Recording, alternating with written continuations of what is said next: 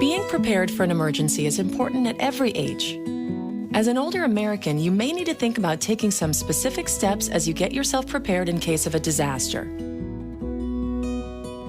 As people age, their needs change and their capabilities change. So in preparing for a disaster, it's important to think differently than you might have at earlier ages. Preparing for an emergency is very empowering for older adults because it gives them the opportunity to identify what they need and ensure that they'll have those needs met when a disaster strikes. Take a few minutes to check out the Ready.gov website, which features specific tips and tools for older Americans. There are a few basics. First, learn about the types of risks that could affect your area. Then, make a plan. You can use the Family Emergency Plan available on Ready.gov to organize and help you develop a plan that works for you. Create a personal support network if you need special assistance during an emergency. A personal support network is very important for all Americans, but especially for older Americans. It can include your family, friends, neighbors, doctors, organizations, places where you worship, places where you do activities, and just making sure that those people know what your needs are in case of a disaster. Let the people in your personal support network know what medicines you rely on, and if you have any physical limitations.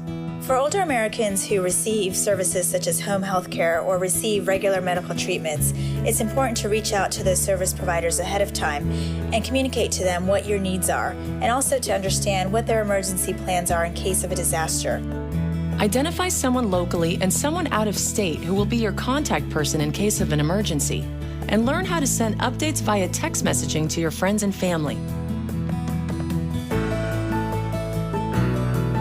One of the things that we've noticed in the past during major emergencies, both the regular phone lines as well as the cell phone lines were overwhelmed. But people were still able to text message vital pieces of information in terms of location, nature of problem, or just to text to say all is well. Once you have a plan, prepare an emergency kit.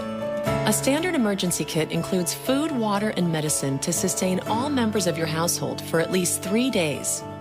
Visit Ready.gov for a complete list of suggested items, along with recommendations for how to prepare a family emergency plan.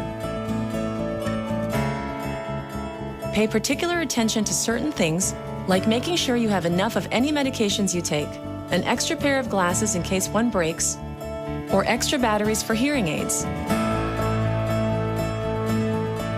It's important to remember that certain things, such as medicines, can go bad and spoil. So just make sure that what you're putting into your kit is not expired, and check it on a regular basis. If you are unable to obtain an emergency supply, be sure to always fill your prescriptions on the first day you become eligible for a refill, rather than waiting until the day you run out. Keep copies of important documents like birth certificates, insurance policies, Medicare cards, and financial forms in your emergency supply kit. Also consider placing electronic copies of this information on a portable flash drive.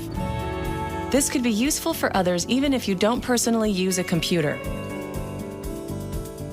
For those who depend on the mail for their Social Security benefits, switching to electronic payments is one simple, significant way people can protect themselves financially before disaster strikes.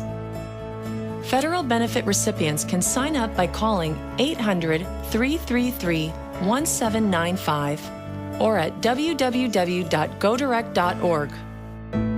A disaster can occur at any moment. By making the commitment to prepare yourself ahead of time, you'll have the peace of mind and confidence needed to get through any emergency situation.